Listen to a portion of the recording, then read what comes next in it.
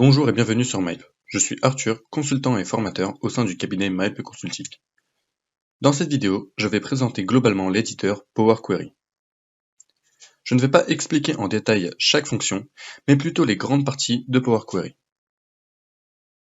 C'est un logiciel de type ETL, Extract, Transform and Load, comme Talend ou alors Alteryx.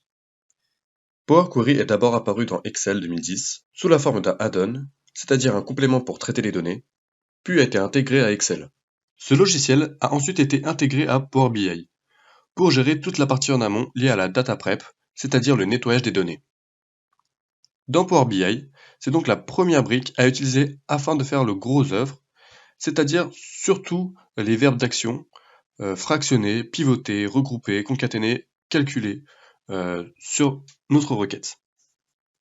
Pour y accéder depuis Power BI, je clique sur Transformer les données, et ensuite pour déverser les données déjà retraitées vers Power BI, je dois cliquer sur Fermer et Appliquer. Voici donc l'interface de Power Query. Au milieu, on voit la requête avec laquelle on va travailler. À gauche, il y a la fenêtre Requêtes qui répertorie tous les jeux de données que l'on a importés.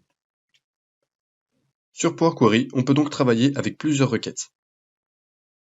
Tout à droite, il y a le nom ainsi que les propriétés de la requête utilisée. Et juste en dessous, il y a les étapes appliquées. Toutes les modifications que subit la requête sont listées ici. En dessous de la requête, on voit quelques informations comme par exemple le nombre de colonnes et le nombre de lignes.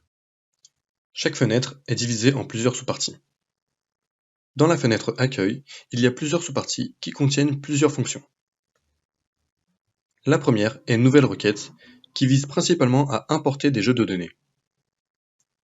Ensuite, il y a Paramètres de la source de données.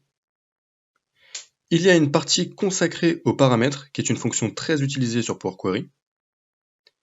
Les sous-parties Requêtes, Trier et Transformer contiennent des fonctions qui agissent directement sur la requête pour le modifier. Dans la fenêtre Accueil, il y a également la fonction Combiner, car c'est l'une des fonctions les plus importantes sur Power Query. Et enfin, une section dédiée à l'intelligence artificielle. La fenêtre Transformer permet de modifier les colonnes, les lignes et les valeurs de notre requête. La partie Tableau permet de travailler que sur les lignes. Les autres parties permettent de modifier les colonnes. On peut modifier l'intégralité des colonnes, ou alors selon le type. Les fonctions sont rangées par rapport à la nature de la colonne sur laquelle on travaille. Il existe donc trois types de colonnes. Les colonnes où les valeurs sont du texte, les colonnes où les valeurs sont des nombres, et les colonnes où les valeurs sont une date ou une heure. Il y a également la possibilité de mettre du code en R ou en Python. La fenêtre Ajouter une colonne permet, comme son nom l'indique, d'ajouter des colonnes. Dans la sous-partie générale, il y a plein de fonctions qui permettent d'ajouter des colonnes quel que soit son type. Par exemple, la fonction colonne à partir d'exemples permet de créer des colonnes en saisissant directement des résultats souhaités.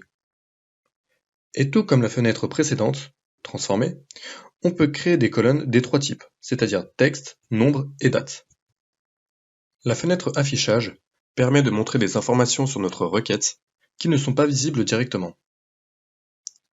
Les fonctions contenues dans cette fenêtre ne modifient en rien la requête. Comme par exemple la fonction distribution des colonnes qui affiche le nombre de valeurs distinctes dans une colonne. Enfin, il reste les fenêtres outils qui permet de créer des diagnostics et la fenêtre aide qui permet de demander de l'aide aux autres utilisateurs de Power BI. Voici les 5 fonctions les plus importantes sur Power Query. Il y a tout d'abord la fonction merge ou fusionner des requêtes en français. Elle permet de créer des jointures entre différentes requêtes. Il y a les paramètres qui permettent de créer une liste de variables qui peuvent être stockées et gérées pour être réutilisées. Les fonctions pivoter et dépivoter les colonnes permettent de passer d'un modèle horizontal à un modèle vertical ou inversement. Avec les colonnes personnalisées, on peut faire des opérations entre les colonnes. Et enfin, avec la fonction regrouper par, on peut créer des groupes au sein d'une colonne. Nous abordons ces cas lors de nos formations Power BI en présentiel ou en distanciel. Merci d'avoir regardé la vidéo, à la prochaine.